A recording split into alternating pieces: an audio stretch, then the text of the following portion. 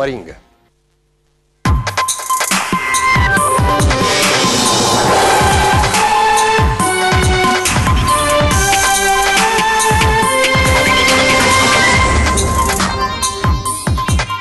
Le lacrime di Mirella, pensionata 71enne di Oriago, derubata di tutto dai ladri, hanno preso anche gli ultimi ricordi del mio povero marito, la mia vita è distrutta, dice. Medici di famiglia, accordo raggiunto con la Regione dopo un vertice di oltre 2 ore, scongiurata la serrata di 3 giorni degli ambulatori. Intanto però domani è previsto lo sciopero dei medici ospedalieri per protestare contro i continui tagli al Servizio Sanitario Nazionale. I servizi essenziali saranno comunque garantiti. Pranzo natalizio in nome della solidarietà accade a Santa Maria di Sala, dove 150 anziani si autotassano per trovare un lavoro ai disoccupati.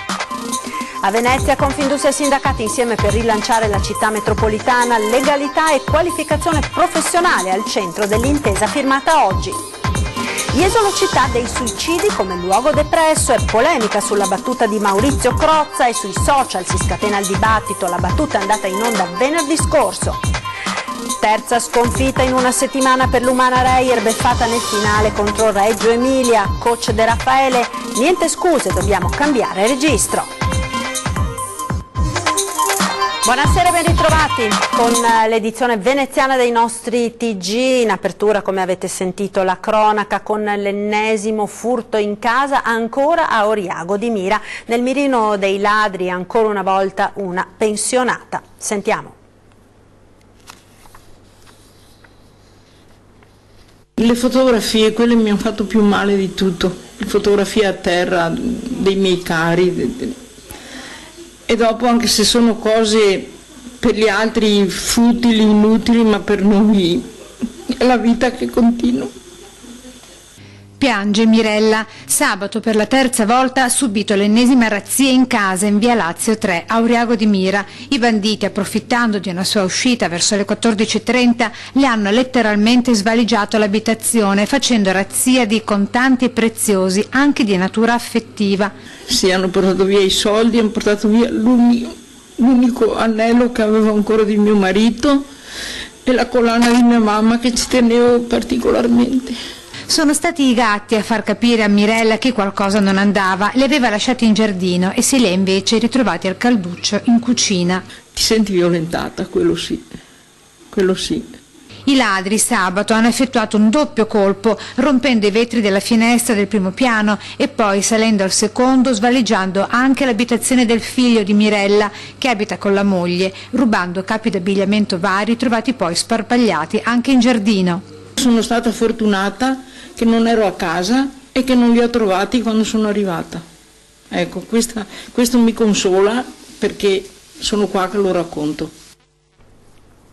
Ed ora la pagina della sanità, perché è stato trovato poco fa l'accordo con la Regione per quanto riguarda l'agitazione dei medici di medicina generale, i medici di famiglia, un vertice durato oltre 2 ore, al termine del quale è stato trovato appunto un accordo che ha scongiurato la serrata di 3 giorni degli ambulatori. Resta invece confermato lo sciopero previsto per domani dei medici ospedalieri che incrociano le braccia per protestare contro i continui tagli al Servizio Sanitario Nazionale. Naturalmente i servizi essenziali saranno garantiti. Domani 12 dicembre sciopero dei medici ospedalieri, 24 ore di agitazione dove verranno garantiti soltanto i servizi essenziali, vale a dire pronto soccorso, interventi non differibili e visite mediche urgenti. I medici ospedalieri non ce la fanno più a vedere negato il rinnovo del contratto nazionale e non ce la fanno più proprio perché avanti con l'età anagrafica si stanno sobbarcando la qualità dell'assistenza negli ospedali, insieme ovviamente al restante personale del comparto. Domani per l'intera giornata o turno di lavoro l'erogazione delle prestazioni potrà subire dunque ritardi o disservizi, insomma l'agitazione perché manca il personale medico sufficiente nei vari reparti e addetta anche del sindacato per il peggioramento delle condizioni di lavoro più che usurante. Senza poi avere è necessario un numero di medici per sopperire quelli che andranno in pensione. Per il nostro territorio parliamo del 40% dei medici ospedalieri che nei prossimi 10 anni uscirà, con meno del 20% che ha meno di 40 anni. Evidentemente chi esce non verrà sostituito da giovani che sono entrati e questo potrà, se non con un'adeguata programmazione, portare al collasso il nostro sistema. E continuiamo a parlare di sanità per il taglio di 3 milioni previsti nei prossimi anni per l'ULSS 3, scenario che preoccupa i sindacati. Il taglio di 30 milioni di euro al bilancio dell'ULSS 3 Serenissima, previsto per gli anni 2017 e 2018, preoccupa i sindacati che lanciano l'allarme. Questa riduzione rischia di produrre effetti pesanti per gli utenti di un'azienda sanitaria che per popolazione è la quarta del Veneto, ma balza al primo posto se si considera l'afflusso turistico. Partendo dal personale, sicuramente una riduzione del personale, di conseguenza una riduzione dei servizi o quantomeno della qualità dei servizi.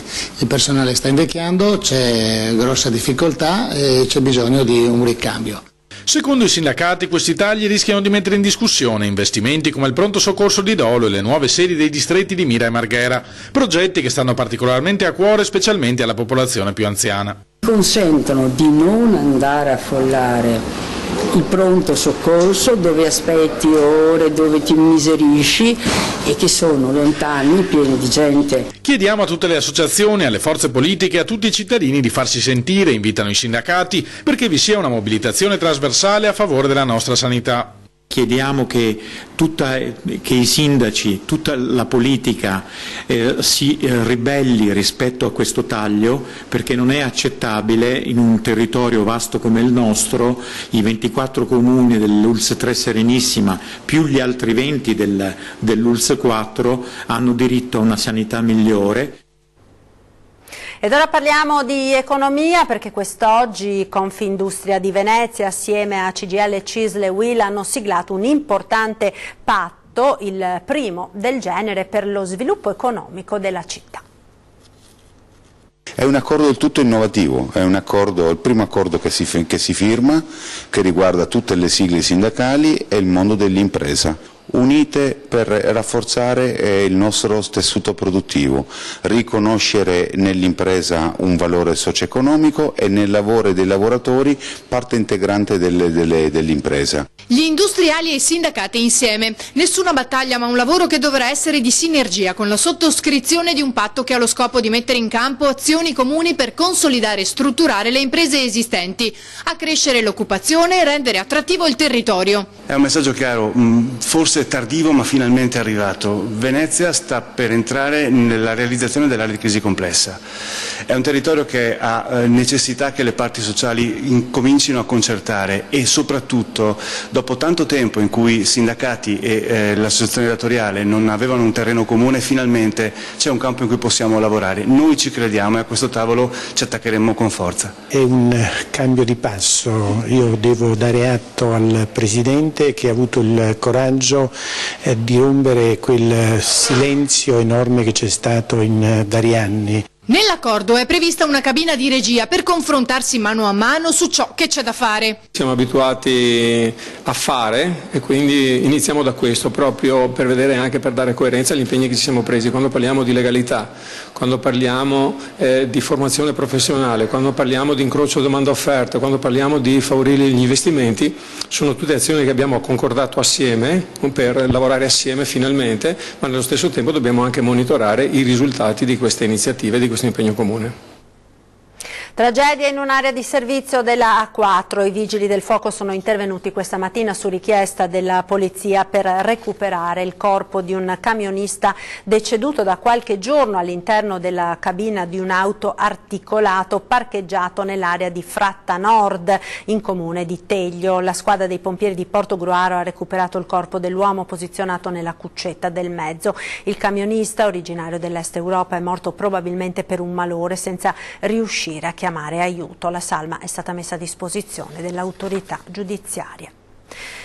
E adesso andiamo a Santa Maria di Sala, dove nei giorni scorsi si è tenuto un pranzo davvero speciale nel segno della solidarietà.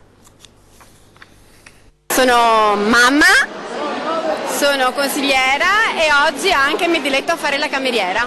Metti una domenica pranzo in cui sindaco e giunta diventano camerieri per un giorno. Vieni. Allora abbiamo, guarda, la consigliera Bertolin, l'assessora Natascia Rocchi, la consigliera Angela Carini, la consigliera Masso Gioia. Vieni che andiamo in cucina. Loro sono le cameriere, vedi? Come con il sindaco. Accade ogni anno in prossimità del Natale a Santa Maria di Sala, ma sono i pensionati i veri protagonisti. In 150 quest'anno si sono autotassati per trovare un'occupazione, seppur temporanea, a 15 dei 200 disoccupati seguiti dai servizi sociali del comune. Doppia la valenza dell'incontro con gli anziani che si raccontano come ai tempi del Filò. Si vede che tutti gli anziani hanno piacere di ritrovarsi assieme e fare un po' di conversazione. Che costa niente questo? Costa niente, è bellissimo trovare finché siamo in salute. Che sono veramente paesani completi in tutto. I figli soprattutto i figli. Va bene. E dopo i problemi che si ha nella vita. Il quotidiano. Festa solidale riuscita anche grazie ai volontari della protezione civile e poi ci sono anche le ceste solidali, sempre confezionate dai disoccupati impiegati nell'orto sociale di Villa Farsetti. Abbiamo formato una quindicina di persone tramite un bando europeo gestito dalla Regione Veneto relativo all'orticoltura. Ed ora Jesolo, perché è polemica sulla battuta di Maurizio Crozza, appunto su Jesolo, città da record suicidi a novembre. Da ore su Facebook un diluvio di commenti e, a dire il vero, in molti tra residenti gli danno pure ragione. In inverno dicono non offre nulla. Sentiamo. Ci siamo visti in quella città del Sud America, quale? No, forse era del Nord Europa, in quella città che ha un altissimo tasso di suicidi, non Helsinki, non Oslo, non Linköping, Jesolo a novembre. Ma non è vero che altri... A scatenare il dibattito sui social è proprio questa battuta del Fuffas, parodia degli Archistar, a firma di Maurizio Crozza. Jesolo, località con altissimo tasso di suicidi a novembre, come dire, dopo l'estate è il nulla. E così da venerdì sera il gruppo Occhio Jesolano si scatena in un diluvio di commenti in cui, a dire il vero, sono in moltissimi a dare ragione al comico. Solo una battuta, scrive qualcuno, succede lo stesso in altre località, risponde un altro, no, ce l'ha con la nostra località per fare pubblicità alla Liguria, commentano ancora. La asserita depressione di Jesolo a novembre fa infuriare però un imprenditore della zona. Si cerca di fare il possibile per far conoscere la nostra città e poi arriva Crozza che ci deride nel suo show, dichiara Gabriele. Lo diciamo anche noi che in inverno è da spararsi, commenta un'altra, cui fa eco un amo Jesolo ma ha detto solo una grande verità. Jesolo a novembre. Fatto sta che la scelta dello spartito comico offende i residenti di Jesolo, ma per i più è solo una fedele fotografia di una scarsa offerta di svaghi nei mesi fuori stagione. Crozza non ha tutti i torti, chiosa un altro, forse con i prezzi più abbordabili per affitti e immobili sarebbe più viva. Ed ora linea alla regia per la pubblicità, tra poco restate con noi con la seconda parte del TG di Venezia.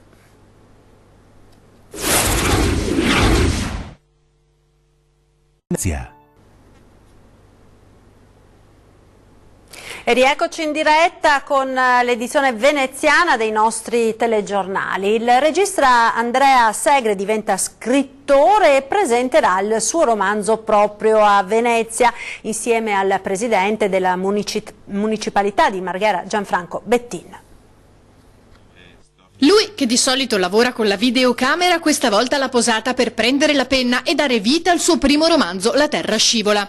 Andrea Segre, sangue veneto ma da anni trapiantato a Roma, sarà a Venezia mercoledì al Teatro Ca' Foscari di Santa Marta. È la storia di una donna del nord che scende a Roma per incontrare la vecchia zia che non aveva mai potuto conoscere, e la vecchia zia abita in un quartiere periferico di Roma che si chiama Tor Pignattara, e lei entra in questo mondo di questa vecchia zia scoprendo che in un luogo complesso come quello di Tor Pignattara ci sono tante cose da scoprire.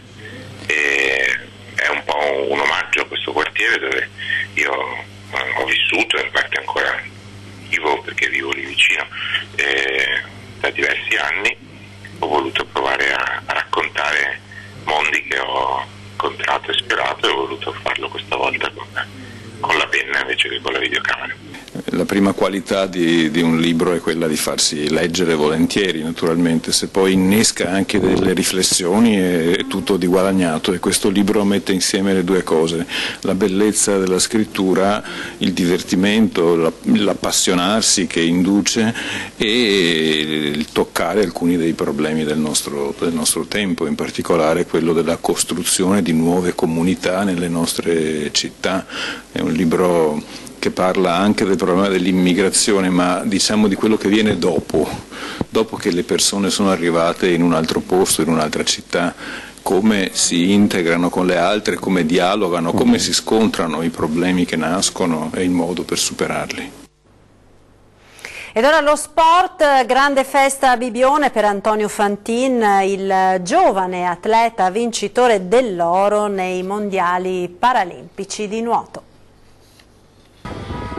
L'hanno atteso sulla strada per Bibbione al ritorno dal Messico con in valigia una medaglia d'oro, 2 argenti e 2 bronzi.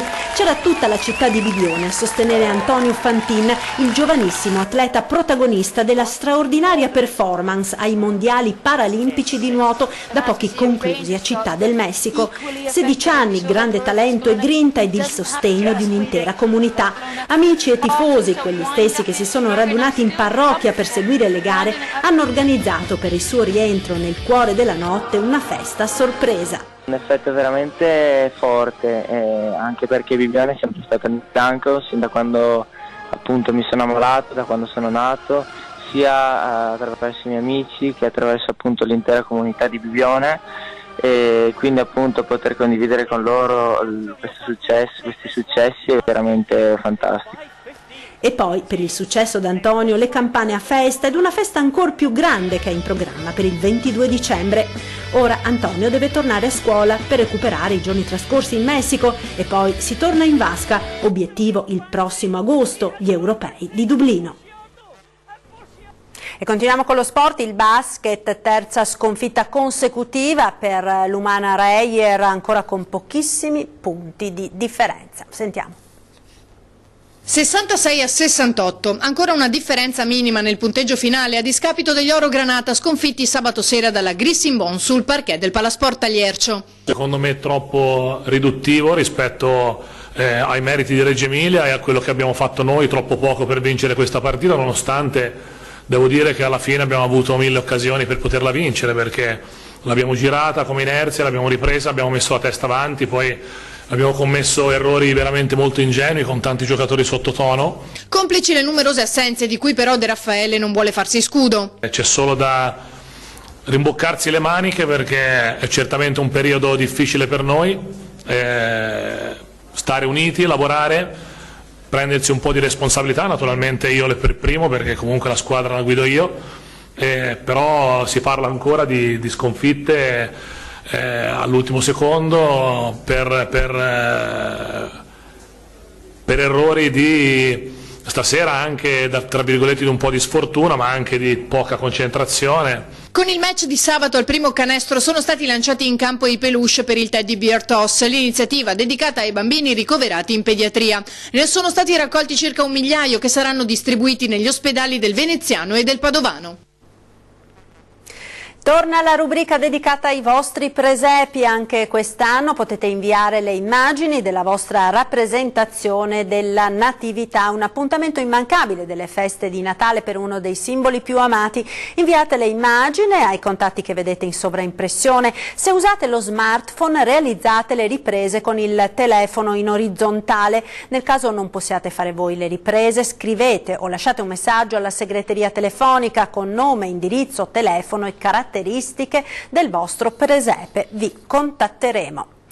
E vi ricordo Ring torna questa sera alle 21:15, la trasmissione di approfondimento Ring, la politica alle corde, si parlerà di sicurezza e legittima difesa, un appuntamento quindi da non perdere stasera a partire dalle 21:15 con collegamenti in diretta oltre agli ospiti in studio. Ed è tutto per questa edizione, in chiusura come sempre le previsioni del tempo. Il meteo, buona serata.